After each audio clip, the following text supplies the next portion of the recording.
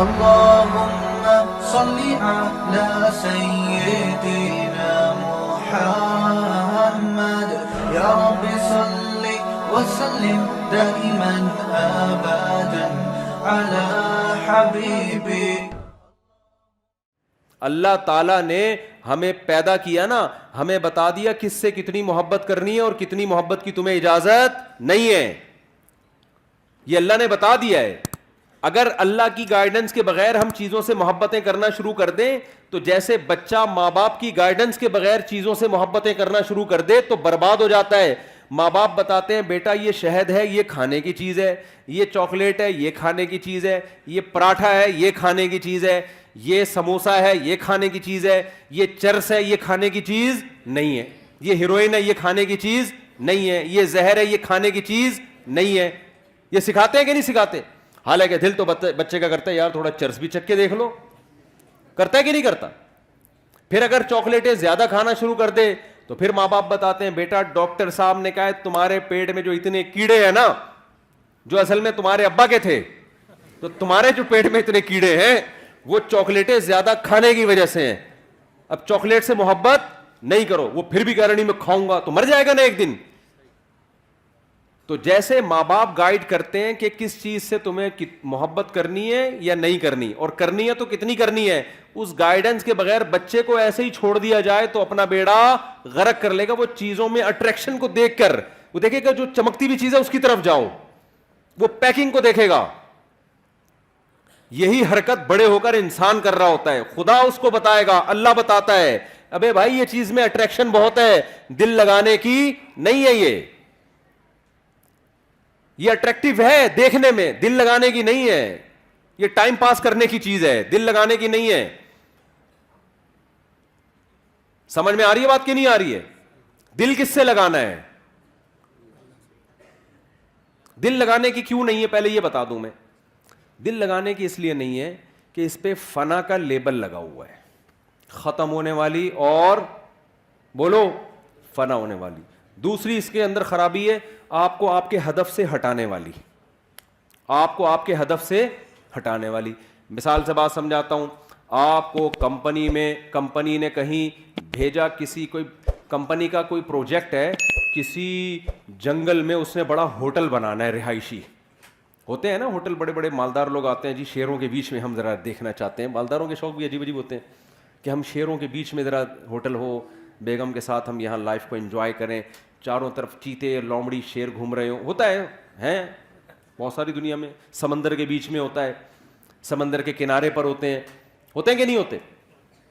Company نے آپ کی کمپنی نے آپ کو بیرون ملک بھیج دیا اور آپ کو کہا کہ آپ ہمارا ایک پروجیکٹ ہے, آپ یہ جو ہم نے 200-250 یا 4000 یا 1000 افراد بھیجے ہیں, ہمارا ہدف یہ ہے کہ یہاں ہم نے ہوٹل کی تعمیر کرنی ہے. ایک ہوٹل بنے گا, ایک خوبصورت عمارت بنے گی, پھر اس میں کمپنی کا بزنس ہوگا. تو آپ کو پروجیکٹ دیا, آپ کے پیسے بھی متعین کر دیے کہ بھئی یہ پروجیکٹ میں کچھ پیسے ایڈوانس لے لو, اور جب یہ کمپلیٹ ہو جائے گا تو آپ کو 1-1 کروڑ روپے بولو نا پکڑا دیے جائیں. سمجھ میں آ رہی ہے بات کہ نہیں آ رہی؟ پھر کمپنی نے جب آپ کو بھیجا تو کمپنی کو پتا تھا یہ انسان ہے, یہ بھوکے پیاسے نہیں رہ سکتے. تو کمپنی نے وہاں کیا کیا کہ آپ کو کچھ پیسے دیے, بھئی یہ وہاں سموسے کا انتظام بھی ہوگا, ڈاکٹر کا انتظام بھی ہوگا, سوئمنگ پول بھی ہوگا, تھک جاتا ہے انسان, جاگنگ کا انتظام بھی ہوگا, ایک جم بھی بنا ہوا ہوگا, کیونکہ لمبا پروجیکٹ ہے 4-5 سال کا. تو یہ ساری لوازمات, اور جو ہے کنوارے چھڑے چھاٹ ہیں ان کی شادی کا بھی, اگر انسان کے بچے ہوں گے وہ ان کی شادی کا بھی انتظام ہو جائے گا, اور جو میرڈ ہیں وہ اپنی بیگم کو بھی وہاں لے جا سکتے ہیں. تو یہ سارے لوازمات کے ساتھ آپ کو وہاں بھیجا گیا. آپ نے کیا کیا, آپ نے کہا یہاں تو سموسے کا بھی انتظام ہے. بھائی آپ کو سموسے بہت پسند تھے, آپ سموسے کھانے کے لیے سارا دن سموسے کی کینٹین پہ بیٹھے رہتے ہیں آپ. مینیجر آتا ہے یار تو انجینئر ہے, تیرا کام ہے نقشہ بنانا, تو نقشہ تو بنانا, ایک لکیر ہی اب تک تو نے کھینچی. آپ کہہ رہے ہم بھیجے نہیں گئے, ہم یہاں سے دریافت ہوئے دھماکے کے نتیجے میں. ایک کروڑوں سال میں ایک میں وجود میں آیا ہوں, تو مجھے چونکہ لائف کو انجوائے کرنا ہے تو میں یہاں بیٹھ کے کیا کھاؤں گا, سموسے کھاؤں گا. پھر جناب گول گپے والا گزرا, پھر گول گپے پہ دل آ گیا آپ کا. پھر آپ نے سوچا یار پراپرٹی خریدنی چاہیے, یہاں پہ بڑی اچھی جگہ ہے, یہاں ہوٹل بھی بن رہا ہے اڑوس پڑوس میں, تو پراپرٹی کے لیے پیسہ چاہیے. تو آپ نے کیا کیا, اس کنٹری میں ٹیکسی چلانا شروع کر دی پیسے کمانے کے لیے, تاکہ میں کیا خریدوں یہاں پہ, بولو نا, پراپرٹی خریدوں. یہ سارے کام آپ کر رہے ہو, آپ کی ایک دفعہ شکایت گئی, 2 دفعہ شکایت گئی, بھائی بندے کو جس کام کے لیے بھیجا تھا, ویزا لگوایا تھا, یہ کمپنی نے لگایا تھا, تمہیں اپنے ویزے پہ تھوڑی تم اس جگہ آ سکتے تھے. کمپنی کی طرف سے 1 لیٹر آیا, 2 لیٹر آیا, 3 لیٹر آیا, کمپنی نے کہا بندہ یار بڑا قابل ہے, ہمیں یہ بندے کی ضرورت ہے, اس لیے کمپنی نے پھر بندے بھیجنا شروع کر دیے. وسیم بھائی کو بھیجا, جا کے اس کمبخت کو سمجھاؤ, سموسے تو کھا, تیرے کو ہم منع نہیں کر رہے, تو جس کام کے لیے آیا اصل فوکس اس کو کر, بعد میں اتنا پیسہ ملے گا اپنی سموسے کی دکان کھول لینا تو بیٹھ کے. اور پراپرٹی کیا, تو ایک ابھی ٹیکسی چلا کے ایک پراپرٹی, اتنا پیسہ ہم تجھے دیں گے, بحریہ ٹاؤن آدھا تیرے نام کر دیں گے ہم, تو کام کو تو فوکس کرنا. کمپنی نے ایک بندہ بھیجا, دوسرا بندہ بھیجا, اب بندے آ کے اس کو سمجھا رہے ہیں, ان بندوں کا کوئی مفاد بھی نہیں ہے, کمپنی اپنا خرچہ کر کے بھیج رہی ہے, جہاز کا ٹکٹ, ریٹرن ٹکٹ دے کے, کہ یار اس بندے کو جا کے سمجھاؤ, اس کا بیڑا غرق ہو جائے گا, ہمارا پیسہ اس پہ لگا اتنا, یہ اپنا کام کر کے نہیں آیا نا, اس کو جیل میں ڈالیں گے ہم, اس سے ایگریمنٹ ہوا ہے ہمارا, معاہدہ ہوا ہے اس سے ہمارا, اور ہم نے اس معاہدے کی بیس پہ اس پہ انویسٹمنٹ کی ہے, اس کو ہائر کیا ہم نے. اب ایک بندہ آیا سمجھانے کے لیے, آپ کہہ رہے تیرے پاس کیا دلیل ہے کہ تجھے کمپنی نے بھیجا ہے, وہ کہے کہ تو اس کو چھوڑ, میں بات صحیح کر رہا ہوں غلط کر رہا ہوں, آپ کہیں بات کو چھوڑ, تیرے پاس کیا دلیل ہے, وہ کارڈ دکھا رہا ہے, وہ جہاز کا ٹکٹ دکھا رہا ہے, آپ کہہ رہے میں تجھے مانتا ہی نہیں, جا, میں مانتا ہوں. یہ مولویوں کی باتیں ہیں, یہ کس کی باتیں ہیں, یہ اصل میں دنیا کے مزے, یہ ہمیں سموسے نہیں کھانے دے رہے, اصل مسئلہ یہ ہے, یہ ہمیں پکوڑے نہیں کھانے دے رہے, یہ اصل میں لائف کو انجوائے نہیں کرنے دے رہے. پھر دوسرا کمپنی نے بندہ ہائر کیا, اس کو بھیجا, یار جا کے اچھا بھلا آدمی ہے, سمجھا یار, پتہ نہیں اس کا دماغ کھسک گیا ہے, کیا ہو گیا اس کو. اب جو اس کو سمجھانے کے لیے آ رہا ہے, بجائے اس کے کہ یہ مانے, یہ الٹا اس کو کہہ رہا ہے تیرا دماغ کھسک گیا ہے, تو پاگل ہو گیا, مجھے سموسے نہیں کھانے دے رہا, تو مجھے پلاٹ نہیں خریدنے دے رہا, تو مجھے پیسے نہیں کمانے دے رہا. تو لوگ کیا کہیں گے, بھائی ہمارا کام تھا بتانا. اصل میں تو چونکہ بھیجا گیا ہے, اور یہ ویزے جو ملا ہے نا, یہ کمپنی جب تیری کمپلین امبیسی میں کرے گی, تیرا ویزا ختم, اور اسی وقت تجھے ڈیپورٹ کر دیا جائے گا, تیری ساری پراپرٹی, تیرے سارے پلاٹ, تیرے سارے پکوڑے اور تیرے سارے گول گپے اور سموسے دھرے کے درے رہ جائیں گے. اور کمپنی نے لاسٹ وارننگ دی ہے, اس کے بعد بھی اگر تو انسان کا بچہ نہیں بنا, تو نے اپنے کام کو فوکس نہیں کیا, تو تجھے واپس بلا کے جیل میں ڈال دیں گے ہم, کیونکہ تو آیا نہیں ہے, تجھے بھیجا گیا ہے, تیرے اوپر تیرا کنٹرول نہیں ہے. پھر بندہ آیا اگلا, اس نے آخری وارننگ کمپنی نے دی, تو بندہ آخر میں آ کے کہتا ہے, اس کو اب سمجھا رہا ہے, دیکھ بھائی تو انسان کا بچہ بن جا, تو چھوڑ دے یہ سموسے کھا, ہم تجھے منع نہیں کر رہے, لیکن فوکس کس کو کر, تو اس پروجیکٹ کو فوکس کر, اس پہ تجھے بہت پیسہ ملے گا, عزت بھی ملے گی. تو پھر جواب میں کہتے ہیں, ابے بھائی ایسے بھی میں ٹیکسی چلا رہا ہوں, اتنا پیسہ, اتنے سموسے, میں ابھی پلاٹ خریدوں گا. تو کیا کہے گا, ابے بھائی میری نظر میں اس پلاٹ اور اس پروجیکٹ جو تو کام کر رہا ہے نا, اس کی ویلیو 2 ٹکے کی, بولو, نہیں ہے. اب جیسے ہی 2 ٹکے کا لفظ بولا, فوراً کمنٹس آنا شروع ہوا, بھائی کیوں 2 ٹکے کی نہیں ہے یار, میں پراپرٹی خرید رہا ہوں, کروڑوں روپے کی پراپرٹی ہے, سموسا کھا کے دیکھ, مزہ نہ آئے, پیسے واپس. 2 ٹکے کی, ایک سموسا 4 ٹکے کا ہے, تو کہہ رہا 2 ٹکے کا نہیں ہے. تو جواب میں کیا کہے گا, بیٹا جب کمپنی کا آرڈر آئے گا نا کہ چل بے واپس آ جا, تو تجھے پتا چلے گا کہ جہاں تو نے انویسٹمنٹ کی ہے نا, وہ جگہ تیری, بولو نا, ہے نہیں. تیری جگہ وہ ہے جہاں سے کمپنی نے تجھے بھیجا ہے, اس ملک کا باشندہ, اور وہاں تیرا ٹھکانا, پولیس والے تجھے ایئرپورٹ پہ اریسٹ کرنے کے لیے کھڑے ہوئے ہیں. یہاں تو بنا لے بحریہ ٹاؤن, یا تو اپنی مرضی سے آیا ہوتا نا, اپنے ویزے پہ آیا ہوتا, پھر بناتا یار پراپرٹی, بناتا, سلپ ہو جاتا, بھاگ جاتا, جو مرضی کرتا, آخرت میں دیکھا جاتا, یا کوئی پکڑائی میں آ جاتا تو آ جاتا, نہیں آتا تو عیاشی کر لیتا. تو کمبخت, تو کس خوش فہمی میں ہے, تیری حیثیت 2 ٹکے کی نہیں ہے, تو پانی سے قطرے سے پیدا ہوا ہے, تجھے بھیجا گیا, پیدا کیا گیا, تیری ماں کی چھاتیوں میں دودھ پیدا کیا گیا, آسمان سے بارشیں برسائی گئیں, زمین سے نباتات اگائے گئے, پھر سوکھا چارہ جانوروں کو کھلایا گیا, ان سے چکنا گاڑا دودھ تیرے لیے نکالا گیا. سوکھے چارے کو رگڑ کے دیکھو, ایک تیل کا قطرہ نہیں ہے. وہ جب گائے کھاتی ہے کیسا چکنا گاڑا دودھ اس میں سے پیدا ہوتا ہے. ان لکم فی الانعام لعبرہ نسقیکم مما فی بطونہ من بین فرث ودم لبنا خالصا سائغا للشاربین. قرآن کہتا ہے ہم سوکھا چارہ انسان کے لیے جانوروں کو کھلاتے ہیں. اس چارے کو جاپان کے سائنسدانوں کے پاس لے جاؤ کہ اس میں تیل کا ایک قطرہ نکال کے دکھاؤ, سائنسدان کہے گا سوکھی گھاس میں سے چکنائی نہیں نکلتی, تبھی کولیسٹرول کے مریضوں کو سبزیاں کھلائی جاتی ہیں, اس میں چکنائی نہیں ہوتی. اللہ کہتے ہیں انسان تجھے میں نے دنیا میں بھیجا, تو دھماکے کے نتیجے میں وجود میں نہیں آیا. منی کا قطرہ غلیظ قطرہ تھا, تجھے میں نے عزت دی. فجعلہ نسبا وصہرا, جب پیدا ہوا ددیال نے بھی خوشی منائی, ننیال نے بھی خوشی منائی. پھر جب بالغ ہوا ایک اور خاندان لگا دیا جس کو سسرال کہا جاتا ہے. ان 3 خاندانوں میں تیری عزت دی, اتنا پروٹوکول میں نے تجھے دیا. جیسے ایئرپورٹ پہ گئے ہو نا, لوگ ریسیو کرنے کے لیے آئے ہوئے ہوں, آپ کو کمپنی نے بھیجا, وہاں عزت ہو رہی ہے, اور آپ وہاں جا کے کس میں لگ گئے, گولے گنڈے کھانے میں لگ گئے آپ.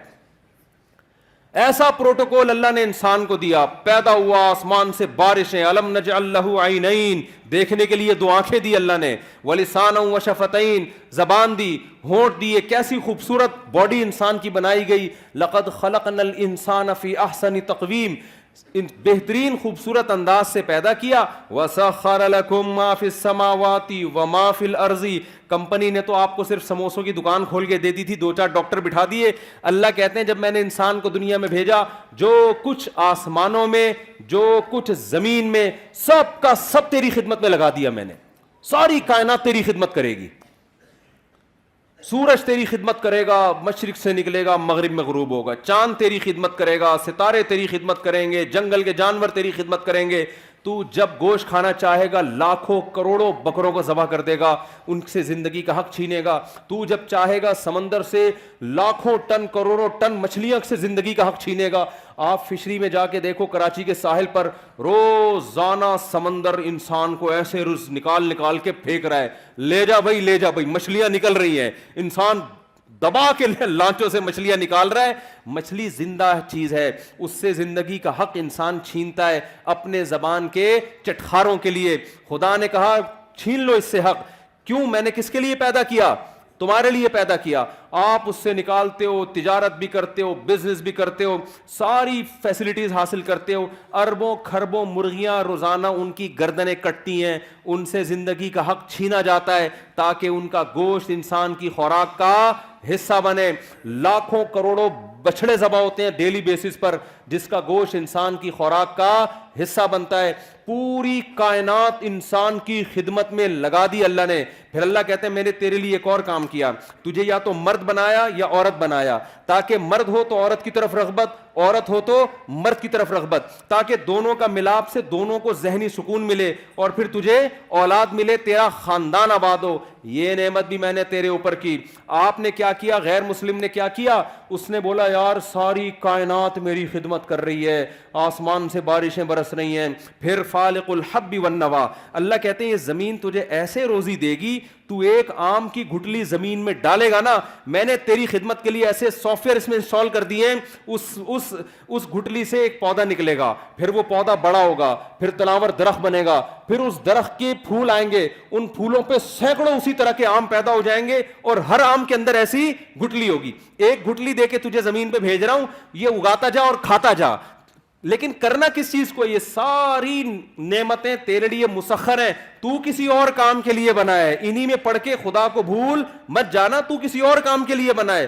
وہ کام کیا ہے؟ وما خلقت الجن والانس الا لیعبدون, تو نے مجھے راضی کر کے آنا ہے. یہ پروجیکٹ میں نے تجھے دیا ہے, میری عبادت کرنی ہے, مجھے خوش کرنا ہے. تیرا اصل کام یہ, اس دنیا سے تو نے دل نہیں لگانا, انہی عام اور انہی سموسوں پکوڑوں میں الجھنا نہیں ہے تو نے, کہ بحریہ ٹاؤن میں میرا پلاٹ اور احسن آباد میں میرا پلاٹ اور فلانے جگہ میرا پلاٹ اور میری گاڑی ہے. تو بے وقوف اور پرلے درجے کے احمق لوگوں کا کام ہے کہ جو چیز آپ کے لیے مسخر کی گئی تھی, جو لونڈی تھی آپ کی, جو غلام تھی, آپ اسی کو دل بیٹھے, وہ تو آپ کی خدمت کے لیے, اس کو غلام بنا کے رکھو, اس کو اپنا باپ بنانے کی کوشش مت کرو.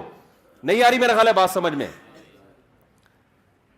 تو بتاؤ, کمپنی نے جب بھیجا تو اس نے کہا بھائی تجھے ہم نے بھیجا ہے، تو خود تھوڑی آیا ہے. اب کوئی عقل مند جا کے اس کو سمجھا رہا ہے ابے اس پلاٹ کی 2 ٹکے کی ویلیو نہیں ہے، کام کو فوکس کر. وہ کہہ رہے دیکھو کروڑوں روپے کے پلاٹ کو کیا کہہ رہا ہے، 2 ٹکے کا نہیں. اور جواب میں کہہ رہا تو نکال نا 2 ٹکے ملتا ہے دیکھتا ہوں. تو عقل مند کیا کہے گا، بیٹا جب تجھے واپس بلائیں گے نا، اور جب یہ چیزیں تجھ سے چھینی جائیں گی، پھر تجھے پتا چلے گا کہ یہ واقعی 2 ٹکے کی بولو نہیں ہے، بلکہ ٹکا 2 ٹکے کا نہیں ہے. تجھے یہ بھی انداز ہو ٹکے لے کر آیا تھا، وہ 2 ٹکے کے نہیں ہیں. کیا کریں یار، پولیس بلواؤ بھائی. بات سمجھ میں نہیں آ رہی.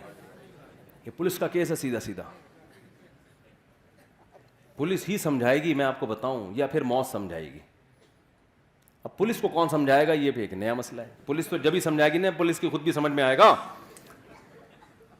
تو خدا کی قسم لا الہ الا اللہ، دنیا میں اس سے بڑا احمق، اس سے بڑا بے وقوف، اس سے بڑا پرلے درجے کا گدھا کوئی نہیں ہے جو یہ کہتا ہے کہ اس دنیا کی ویلیو میری نظر میں 2 ٹکے سے زیادہ ہے. جو چیز چھننے والی ہے، جو تم سے لے لی جائے گی اور کفن پہنا کے بغیر جیب کے تمہیں قبر کے گڑھے میں ڈال دیا جائے گا. ابے چھننے والی چیزوں کو کون دل دیتا ہے میرے بھائی؟ ٹائم پاس کرو، سمجھ رہے ہو؟ ٹائم پاس کرنے کے لیے ٹھیک ہے، بحریہ ٹاؤن میں 8-10 پلاٹ ہو گئے، پیسہ ہے ٹھیک ہے، ٹائم اچھا پاس ہو جائے گا. W11 میں سفر ہوتا ہے، پیسہ ہے تو لینڈ کروزر میں چلے جاؤ، ٹائم کیسا ہو جائے گا؟ دل ول تھوڑی دینا ہے. کیا کریں یار، دل تھوڑی دینا ہے فضول قسم کی چیزوں کا. یار جنازے نہیں اٹھتے ہوئے دیکھے، 35 سال کا آدمی مر رہا ہے، 40 سال کا بندہ مر رہا ہے، 45 سال کا مر رہا ہے، 50 سال کا مر رہا ہے، 55 سال کا مر رہا ہے، 60 سال کا، بہت بچ جائے گا 80 سال میں مر جائے گا. کتنے دن رہ گئے 80 سال میں؟ آپ کہو گے بھی تو 40-50 سال ہے. میں بھائی ایسے ٹھک ٹھک ٹھک کر کے ٹائم گزرتا ہے ایسے. کچھ دنوں بعد بولے گے یار پتہ نہیں یہ ہوا کیا، 80 کے کب ہوئے یار، 80 کے کب ہوئے. اور یہ بھی خوش قسمت ہیں جو ہوں گے 80 کے، ورنہ میرے بھائی 30 سال 35 سال. ابھی یہ کینسر کی اسپیشلسٹ 35 سال کی، خود کینسر کی اسپیشلسٹ، پتا چلا کہ جی خود کو کینسر ہو گیا اور آخری اسٹیج پہ. تو یہ تو ہے، یہ گوروں کے ساتھ بھی ہو رہا ہے، ہمارے ساتھ بھی ہو رہا ہے، سب کے ساتھ ہو رہا ہے. یہ تو یہ میرے بھائی واقعی 2 ٹکے کی بولو. غیر مسلم کو مت فالو کرو. وہ دنیا سے محبت کرتا ہے، وہ سمجھتا ہے دنیا ہی سب کچھ ہے. میں جب دیکھو ہمیں اللہ نے پیدا کیا اپنی عبادت کے لیے، اپنی غلامی کے لیے، مجھے راضی کرنا ہے. تو اللہ کو راضی کرنے کے جتنے کام ہیں نا سارے کرنے پڑیں گے. ان کاموں میں دنیا کمانا بھی ہے. دل لگانے پر پابندی ہے، کمانے پر پابندی نہیں ہے. نہیں آئی بات سمجھ میں؟ دل لگانے میں اور کام کرنے میں فرق کیا ہے؟ اب سوال پیدا ہوتا ہے جب دل ہی نہیں لگے گا تو کمائیں گے کیسے؟ ابے اللہ کے لیے کمائیں گے نا. اور جب اللہ کے لیے کمائیں گے تو کچھ لذتیں بھی حاصل ہوں گی دنیا کی، پھر ان لذتوں میں مزہ بھی آئے گا. دیکھو جب آپ افطاری کے وقت رمضان میں صبح روزہ رکھتے ہو سحری کے وقت، ٹھیک ہے نا، شدید گرمی کا روزہ ہے، بڑا لمبا روزہ ہے، سارا دن بھوکے پیاسے. کیوں؟ اللہ نے پابندی لگائی ہے، نہ پانی پینا ہے نہ کھانا کھانا ہے، برداشت کیا اللہ کے لیے. پھر جب سورج غروب ہونے کا وقت آتا ہے، اب اللہ کہہ رہے میری عبادت اگر کرتے ہو تو کیا کرو؟ اب نہیں کھاؤ کیا؟ اپنی خواہشات قربان کرو، یہ بولتا ہے اللہ. اب اللہ کہتا ہے اب جو دیر کرے گا وہ گناہگار ہوگا، اب کھاؤ. کیا کرو؟ کھاؤ. اب ہم کس کو خوش کرنے کے لیے کھاتے ہیں؟ ڈبل مزہ آتا ہے کہ نہیں آتا؟ ایک مزہ یہ آتا ہے کہ پکوڑوں کا مزہ آ رہا ہے، سموسوں کا مزہ آ رہا ہے. دوسرا اس سے اللہ خوش بھی ہو رہا ہے، اس سے اللہ کیا ہو رہا ہے؟ تو دنیا کا مزے کا مزہ اور اللہ کی عبادت کی عبادت. کیسی پیاری دعا ہے جو نبی پڑھا کرتے تھے روزہ افطار کرنے کے بعد، ذهب الظما وابتلت العروق وثبت الاجر انشاءاللہ. پیاس بھی چلی گئی اور رگیں تر ہو گئی. یہ تو دنیا کا مزہ، اور آخرت کا مزہ کیا؟ اس روزے کا اجر ہمارے اعمال میں اللہ نے لکھ لیا، یہ آخرت میں ملے گا ہمیں. اس کی ایک الگ خوشی ہوتی ہے. تو میرے بھائی آپ کو اسلام ترقی سے منع نہیں کرتا، دنیا سے دل لگانے سے منع کرتا ہے. دل کس سے لگاؤ؟ اللہ سے, لہذا اللہ کے لیے کسی سے لگانا پڑے تو لگاؤ, اللہ اگر منع کر رہا ہے لگانے سے تو یعنی دل تو دنیا سے بھی لگے گا مگر اتنا لگے گا جتنی اللہ اجازت دے رہے اور جس سے اجازت دے رہا ہے. سمجھ میں نہیں آ رہی بات؟ اللہ کہہ رہا ہے بیگم سے بھی محبت کرو, اولاد سے بھی اور ماں باپ سے بھی. زیادہ کس سے کرو؟ ان تینوں میں زیادہ کس سے کرو بھائی؟ ماں باپ سے بھی, بیگم سے بھی اور اولاد سے بھی. تینوں میں زیادہ کس سے کرنی ہے؟ پہلی بات تو اللہ سے ہم پرمیشن لیتے ہیں ان سے محبت کرنی ہے نہیں کرنی, اللہ نے کہا کرنی ہے, میری طرف سے کیا ہے. تو ہم چونکہ اللہ کے غلام ہیں تو اللہ آرڈر دے رہا ہے تو اللہ تو نے آرڈر دیا تو ہم کریں گے, ٹھیک ہے نا. یہ ہماری محبت کس کے لیے ہو رہی ہے؟ اللہ کے لیے ہو رہی ہے, تو یہ اللہ سے محبت کا حصہ ہے یہ. پھر اللہ کتنی کرنی ہے ان تینوں میں؟ بچوں سے زیادہ کریں, بیگم سے کریں یا ماں باپ سے؟ اللہ کہہ رہے ہیں سب سے اوپر گراف کس کا رہنا چاہیے؟ والدین کا. نہیں آ رہی بات؟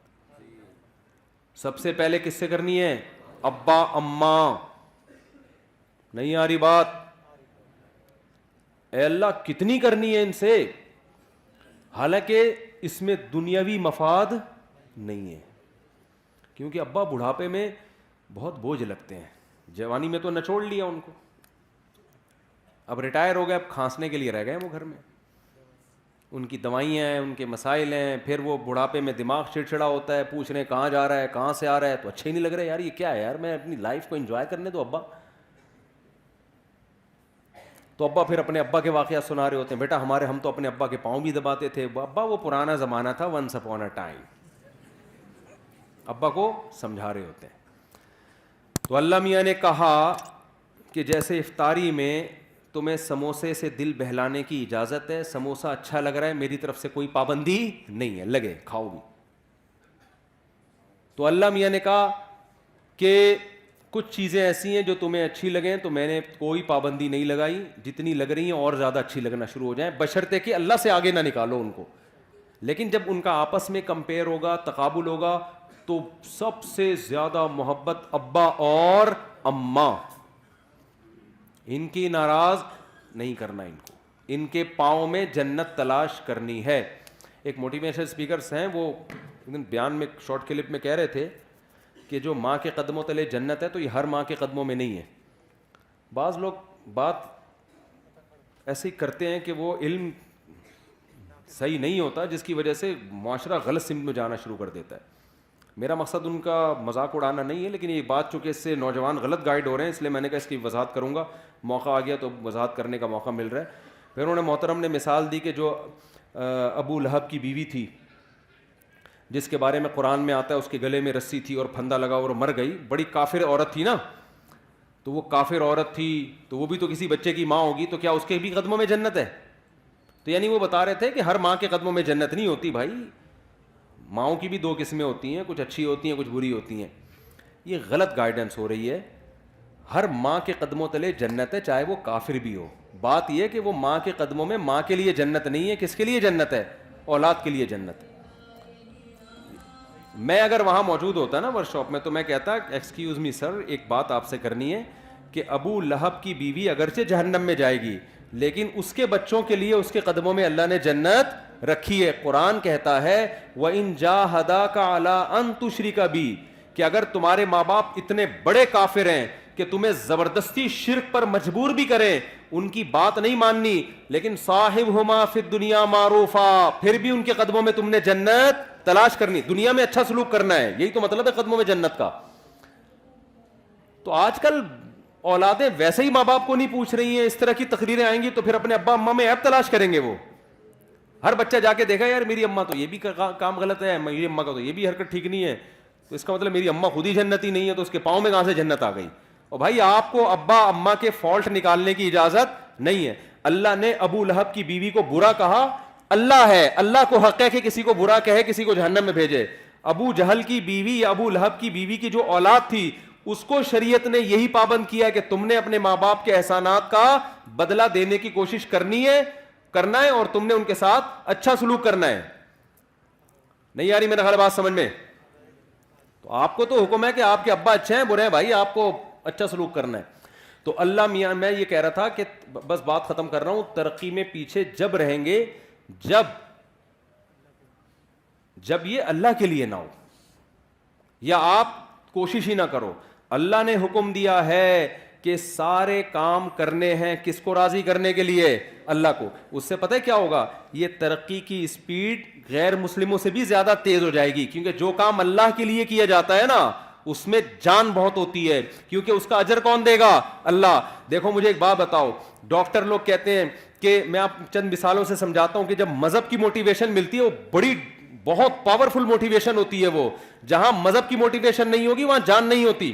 شوگر کے مریض کو ڈاکٹر کہتا ہے اتنے گھنٹے فاسٹنگ کرنی ہے, 100 میں 1 مریض کرتا ہوگا فاسٹنگ. لیکن رمضان آتا ہے, اللہ کا حکم ہے پورا مہینہ فاسٹنگ کرنی ہے. 90% مسلمان کیا کر رہے ہوتے ہیں؟ روزے رکھ رہے ہوتے ہیں, گرمیوں میں بھی سردیوں میں بھی. نہیں آ رہی میرا خیال ہے بات سمجھ. کیوں بھائی؟ اللہ کس کا آرڈر ہے؟